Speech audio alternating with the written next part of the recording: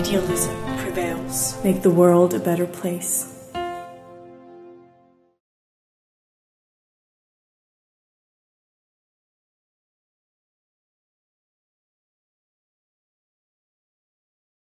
Hello and welcome to our analysis of the war in Ukraine.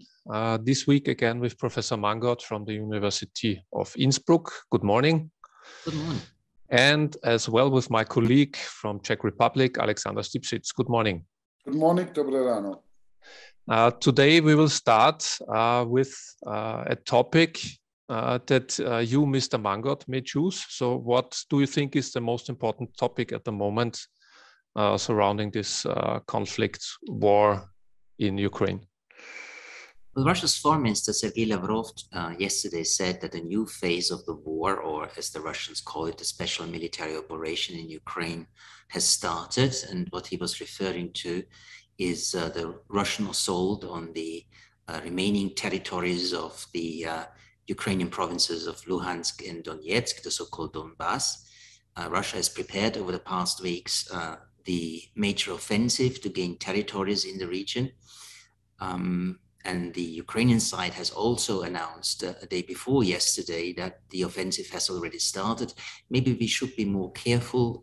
What we see are preliminary steps of this major ground offensive on the Russian side, using heavy artillery, long-range artillery and aircraft to attack Ukrainian defensive positions, to kill as many Ukrainian soldiers as possible, to destroy as many military hardware as possible on the Ukrainian side before the Russians will actually start with a ground operation, a massive assault on cities like Slavyansk and Kramatorsk, to name two relevant ones that will be in the midst, or will be at the center of the battles at the beginning of this Donbass offensive. So it will start in a couple of days. Preliminary steps are already taking place. And it's crucial for the Russian political leadership that the Russian forces will be able to get in control of the whole of the Donbass in the next weeks, because for two reasons, actually. The Russian government has recognized the so-called People's Republics of Lugansk and Donetsk before, 3 days before the war started, and they recognized these republics not in the borders that the separatists at that time controlled, but within the borders of the two Ukrainian provinces of Donetsk and Luhansk. So there's a lot of territory which needs to be conquered and occupied by the Russian forces in order to, as they call it, liberate the whole Donbass from the Ukrainians. Plus, the second importance of this Donbass battle will be the fact that the legitimacy that the Russian side has sought to give to this military operation was an alleged genocide of the Ukrainian side on the ethnic Russians and Russian speakers in the Donbass. This whole military operation is about stopping this genocide and liberate, as the Russians call it, the Donbass. So this has to be successful, because otherwise, with the military defeat of the Russians already in the north of Ukraine, around Kiev, Chernihiv, and Kharkiv, a lost battle over the Donbass territories would be a major setback for the Russian leadership, hard to explain. And it would be a real military and political defeat for the Russian side. So the Russians have to be able to conquer the whole of the Donbass. They will be more cautious, I guess, as they had been in the north of Ukraine, because they want to avoid losing a lot of Russian soldiers and military hardware in this offensive. But ultimately, when the all-out tank battle will start in these territories of the Donbass, this will be very bloody for both sides, for the Ukrainian and the Russian sides, and a lot of soldiers will die in these fightings. And we have an date coming up, May 9th, which is very important in Russia, as it was the defeat of Nazi Germany. And it was said by many experts that Putin has to have a victory he can present until then. Do you think this also plays a role in this strategy? And can this target, this goal to have a victory until then, also bring him to using special weapons like short-range atomic tactical weapons? Well, I think the importance of May 9th has been overstated by many experts. Of course, it's nice for the Russian side to present a military success, the liberation of the whole of the Donbass, using the Russian terms. So if that happens, that's perfectly fine to announce on May 9th. But I don't think that the speed of the Russian offensive in the Donbass will actually be tied to this upcoming holiday, festive day in Russia, the day of the victory in the Great Patriotic War, as the Russians call it. So if there's something to announce, if there's some military progress to announce, it will be announced. And it would also fit the Russian narrative that, like in 1941, when the Soviet Union had to defend itself against the Nazi assault on the country, Russia today is defending its brethren in eastern Ukraine against the Nazi government in Kiev. So this is a narrative that the Russians have played from the very start. So in this respect, it would also be very welcome if there is some presentable military success on that very day. But as I've said, I don't think that the speed of the Russian operation will be dictated by this date. If well, the offensive has not been successful or completed until May 9th, then that's fine as well. So the schedule of the offensive will be determined based on military necessities and possibilities, and not by the date May the 9th. May I ask you, how do you see the supply, respectively resupply of Ukraine troops? This has been, I mean, this will decide the war pretty much. To a degree, the hardware that the Ukrainians are now available to have available. This is incredibly difficult, and it involves the role of the US to a large degree. How do you see that whole situation? And I tag the question on, because of the situation with the weapon supplies, do you have a feeling whether or not we are closer to NATO having to get involved or not? Sorry, I'll mute myself because there's a baby in the background. Well, military hardware supplies by Western countries are very, very strong, particularly by countries like the United States, but also by the Polish, by the Dutch, by the Belgians. While the Germans are still contemplating whether they will send heavy weapons to Ukraine. For this battle on the Donbass region, of course, it will be important that Ukraine receives heavy weaponry from the West, meaning tanks, meaning anti-aircraft missiles, long-range artillery. Otherwise, they will not prevail in the all-out tank battle over the region. So this, for the Ukrainian side, seen from the Ukrainian side, this Western support is essential. The German government has been criticized very strongly, particularly Chancellor Olaf Scholz, for not showing leadership and not showing resolve. I would be rather careful about that, or at least a bit more, well, let's say more sober, because you can have full resolve and do the wrong thing, and you can lead in the wrong direction. So it's not important if there's leadership and resolve on the part of the German government, but the relevance is the German government doing the right thing, like the other Western nations supplying military hardware. And here the question is, and the military experts are divided on the question, will the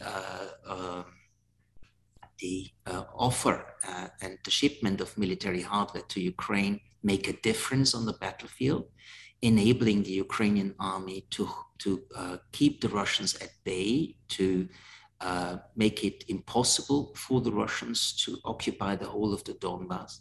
Then it does make sense. If once on the Ukrainian side, it makes then sense to send heavy military hardware.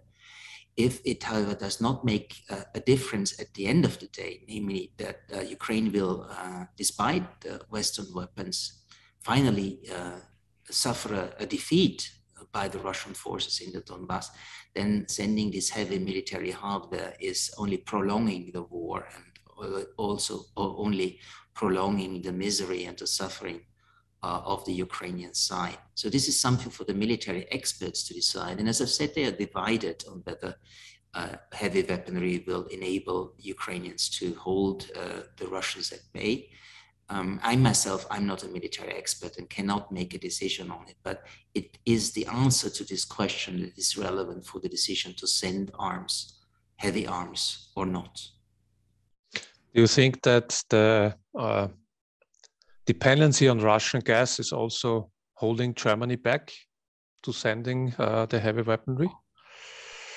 It may be an argument, yes, of course, but I don't think that the Russians at the moment have any interest in interrupting gas and oil supplies to its European customers. It's a major resource of revenue, of income for the Russian side. So what is more likely, which doesn't mean it's very likely, but what is more likely is that we will have an oil embargo by the European Union on Russia. Maybe not a gas embargo at the same time, maybe a little bit later. So it's more, the threat of interrupted gas supplies is more based on a major Western embargo than on the Russian decision to interrupt supplies. So I don't think it's a major argument for the German side to be reluctant and careful. But we also have to say, of course, the German coalition government is very much divided on the issue. The Germans and the Greens, sorry, and the Liberals are pushing for sending tanks and other military hardware to Ukraine, whereas the Social Democrats with its Chancellor Olaf Scholz are quite reluctant and skeptical about the salience of such a decision. Let me just come in here with a question about news that's fairly recent from this morning. Moscow has apparently started to threaten Moldavia. Moldavia over the Transnistrian situation, and people are fearing anyway an expansion of the war activities. Putin certainly is with his back against the wall. Unless he's toppled, he will have to continue fighting till a victory. That's of some sort. That's what I think. How likely do you think this conflict may expand to neighboring countries of Ukraine? Well, it very much depends on how the battle in the Donbass will proceed. If the Russians will be successful, only optimists are arguing that then Russia will stop the military assault on Ukraine. Others say, emboldened by a victory in the Donbass, will make Russians move throughout the south and southeast of Ukraine up to the river Dnieper, which is roughly in the middle of Ukraine. And they argue if a battle in the Donbass will be successful, we might see that Russians will try to seize the city of Mykolaiv, which is a necessity in order to attack the major Ukrainian port of Odessa. And if the Russians will do that, then of course they will try to conquer all the territories that leads up to the Transnistrian Republic, a separatist entity of the Republic of Moldova, east of the Dniester River. So to have a land bridge to this separatist region, which only survives based on Russian support. So it's possible that there will be such a link up if everything goes well with the Russian military operations. I don't think that we will have an attack by Russia on Moldova proper, so the remaining territories of Moldova to the west of the river Dniester. So at most we will see establishing a land bridge to the Transnistrian separatist region, but no military assault on the rest of Moldova, which of course legally is an assault on Moldova because internationally the region of Transnistria is recognized as a sovereign part of the Republic of Moldova. Any follow-up? Follow-up. I would like tons, God, lots of things to ask. But I would like to go into Moscow, if you don't mind. Okay. As I'm going around the news in 3 languages every day, I find it increasingly difficult to discern any reliable information out of Russia and discern individually, whether it's this propaganda or whether it's solid information. What is your information coming out of Moscow, so to speak? There's been some billionaire who has apparently today criticized the war, quite an influential one. Certainly there's some people unhappy, a lot of people still are totally behind Putin, but I certainly can't say.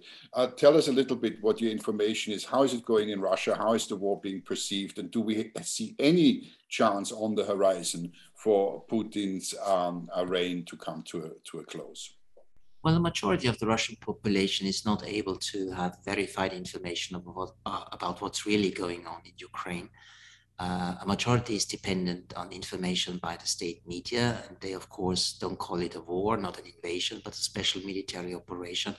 And they don't actually speak a lot about Russia's defeats, so the loss of hardware like the flagship, the missile cruiser Moskva, which sank a couple of days ago after the Ukrainian attack on this flagship of the Russian Black Sea Fleet. So there is not an information blackout, but the information that is transmitted via state media is very much biased and selected, and in many cases is pure propaganda. There are, of course, still Telegram channels or some channels on other social media which can be used by Russians who do not want to rely on state television. By these channels, they can gain information about the reality of the war, but this is only a minority of the Russian population. As far as I'm concerned, of course, I have to be careful with any Russian information that I am using, be it state media, of course, very, very careful about reports on state media, but also reports from other newspapers and news agencies and social media channels have to be assessed very, very carefully, whether it's true, whether it's propaganda by the regime, whether it's propaganda by the opposition. So we have to be very careful with any news about Ukraine from the Russian side.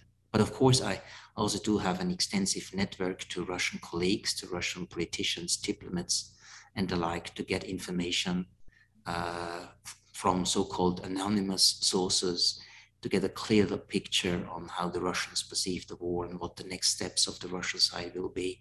So in such a situation, it's of course important that you have a lot of personal contacts, contacts you have great trust in, that you believe in, and take the information you get from conversations with these people to assess the situation. However, I would also say we need to be careful about Western and Ukrainian reports about the war. This is an information war as much as a war on the battlefield. So we, of course, get a lot of information that is biased from the Western side and from the Ukrainian side as well, which is not surprising. But we have to say that we have to be careful about any information of any source during such a wartime period. And that makes work a little bit more difficult than usual. Austrian Chancellor Nehammer was in Moscow not long ago, and you were one of the strongest criticizers of this trip to Moscow. And as we spoke before we began with the interview, you told me that you got quite a shitstorm for criticizing him. So what are your main reasons for your opinion that it was a mistake to go to Russia now? Well, when news broke out that Chancellor Nehammer will visit Vladimir Putin the next day, I first of all warned that the Russian side might use the video footage or pictures from this meeting for propaganda. Which happened. Which actually the Austrian side avoided because they could convince, obviously, the Russian side not to have any video footage, not even a single picture of the meeting between Putin and Nehammer. So this concern on my side, which was a very valid concern, did not actually materialize because we had no coverage, no video coverage of the meeting.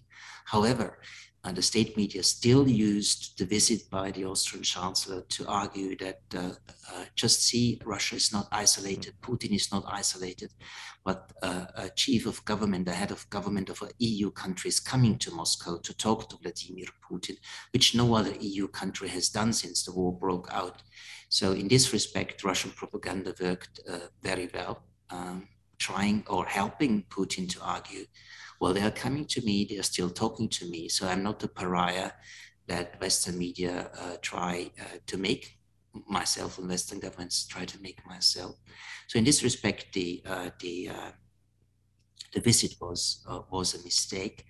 And secondly, it was a mistake because the expectation by Chancellor Nehammer that he will be able to convince Vladimir Putin about the necessity of humanitarian corridors from embattled cities, or even about the necessity of a truce, of a ceasefire, these efforts that Nehammer said were real efforts of his visit, these efforts were illusionary to reach from the very start. And of course, there was no result, no positive outcome of these talks with Vladimir Putin. So actually, in this respect, the visit was just useless, and it should have been avoided. Well, Chancellor Nehammer and his advisors argue that it was important that someone from the West tells Putin into his face about the war crimes that need to be investigated, about the barbarity of the Russian forces operating in Ukraine. However, I don't think that even if Nehammer has done so, we don't know because we don't have any official statements about what was talked about between the two.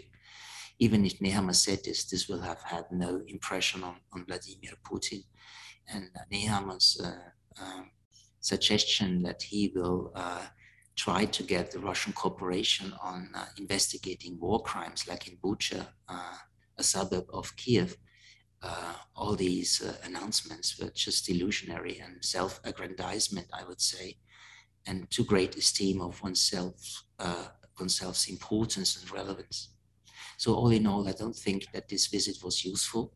It was useless, with no results, but with propaganda gains for the Russian side. So if I had been an advisor of the Chancellor, I would have recommended him not to do so. If one of the reasons was to gain public support in Austria, then that's a different story.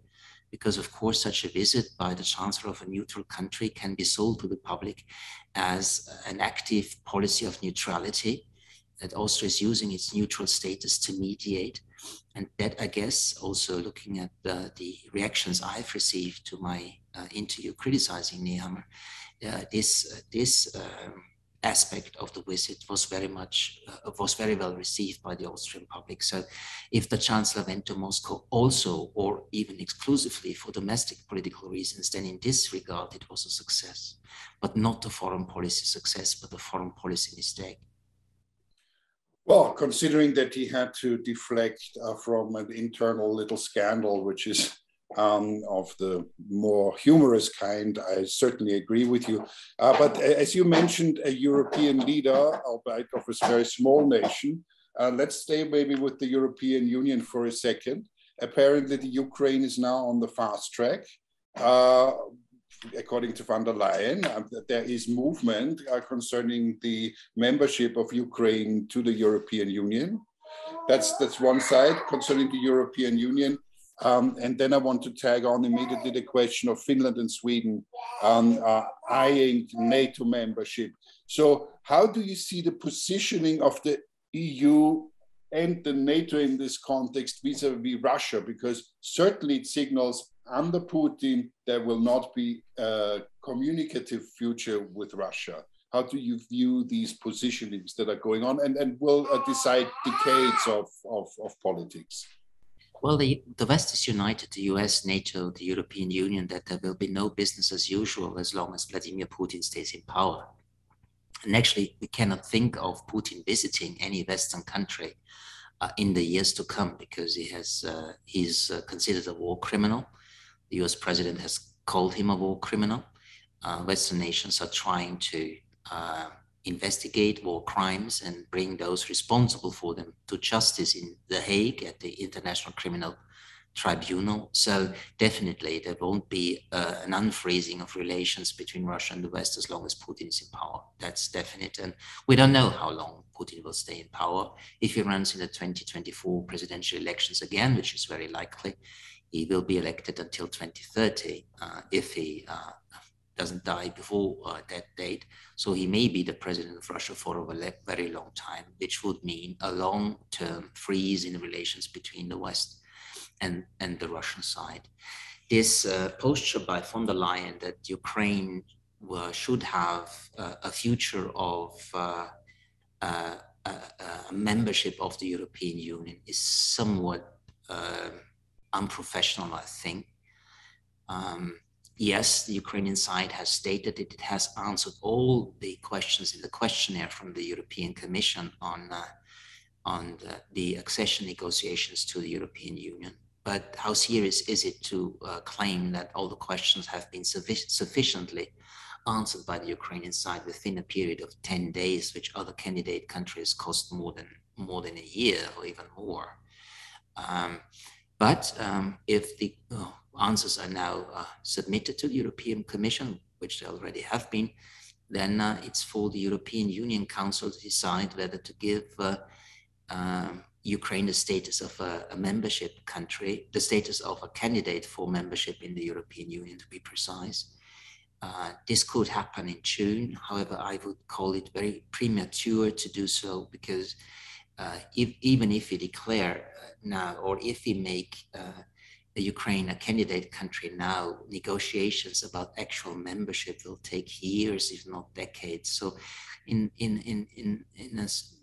sort of a way, this is an illusionary path for the Ukrainian side. All these commitments now made by European politicians or Commission people that Ukraine will become a member of the European Union is a political message, which actually cannot hold ground in reality, because it will take, as I've said, many years, if not more than a decade, for Ukraine to be ready for joining the European Union. So creating these illusions now is something which I don't think is very professional, but others might have a different opinion.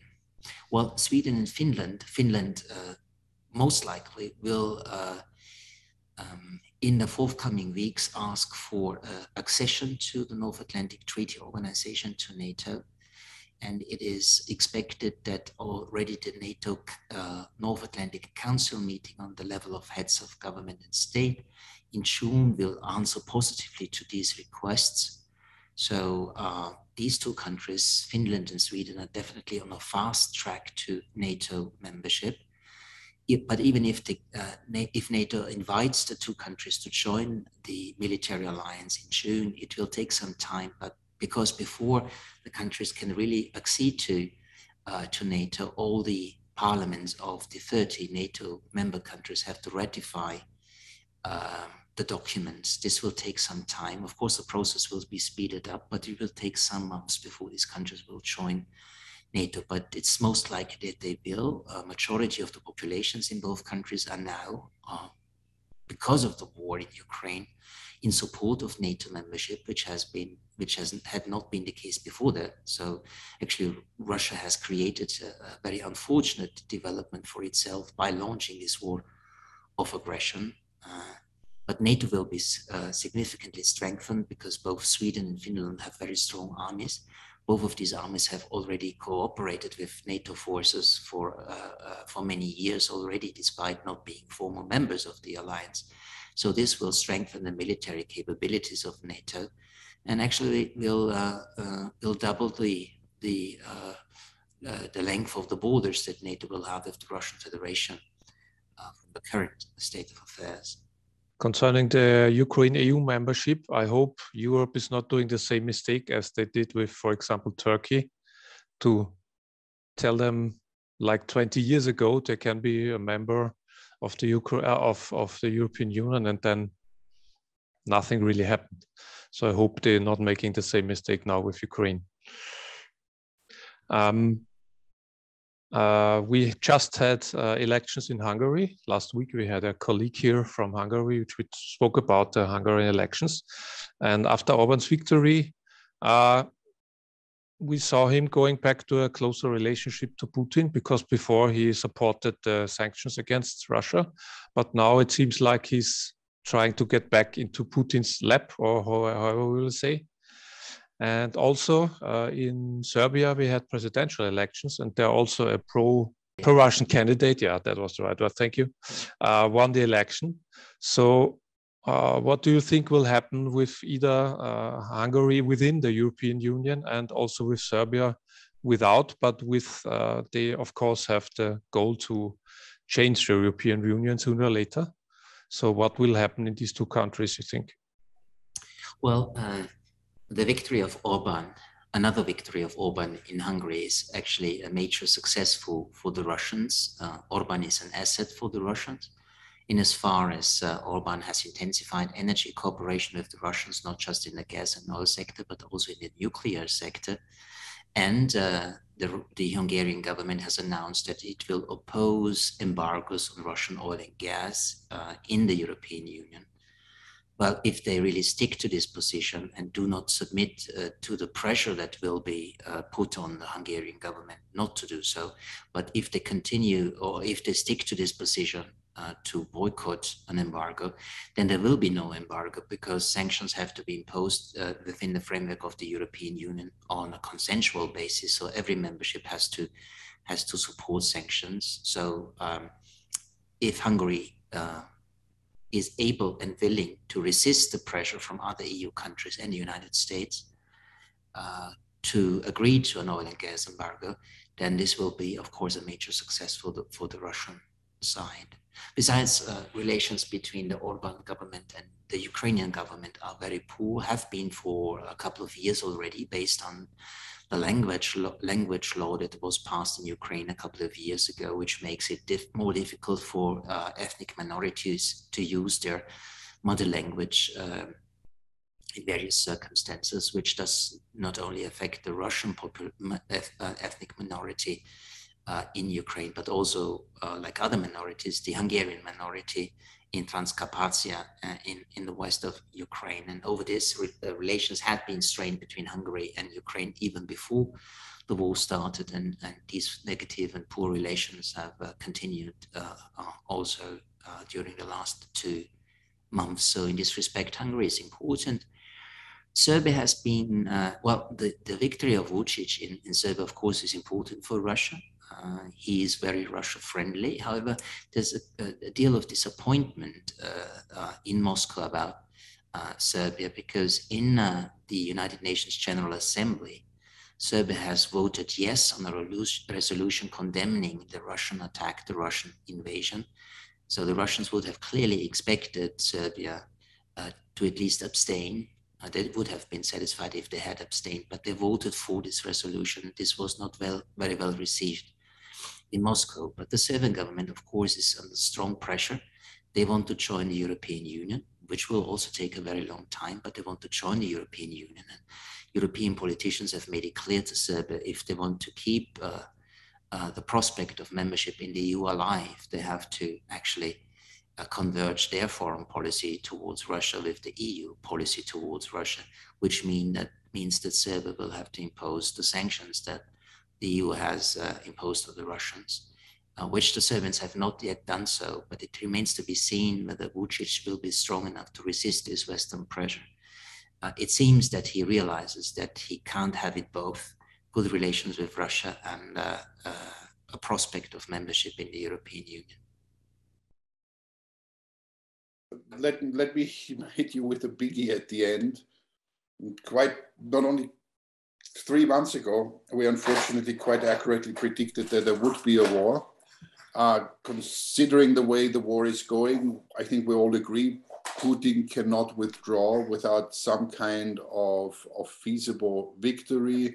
The Ukrainians definitely cannot stop the war. Sorry, it's the baby.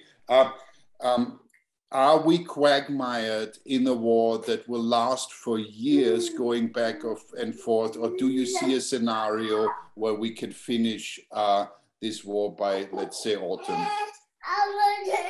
Well, it very much depends on how the battle over the Donbass will unfold, if the Russians will be successful.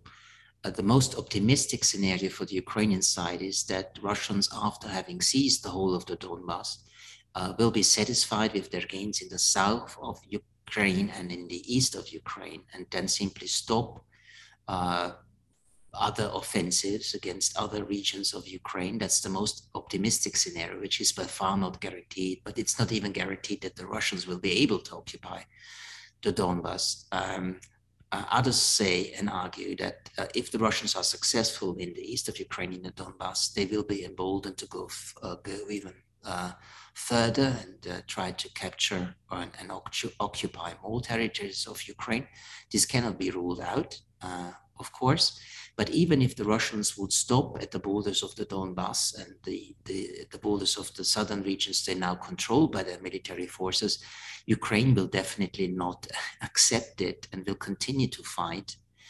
So what we will see is an ongoing war, maybe on a lower level, lower intensity war, but we cannot expect that we will find a peace solution between Russia and Ukraine if the Russians occupy and control the whole of the Donbass and southern Ukraine. The Ukrainians will not give in. They will not actually give up, so to speak. They will continue with their resistance, more or less intense, depending on Western weaponry that they receive. So I don't think that we will see a definite end of the military hostilities in Ukraine anytime soon. Maybe we'll see an end of the intensive phase of the war operations in a couple of months, but for the next months we will see a continuation of this war.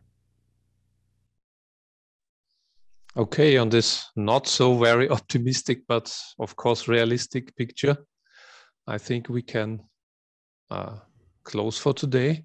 Thank you again for your expertise. Thanks. And we will be back soon. Thank you. All the best. Idealism prevails. Make the world a better place.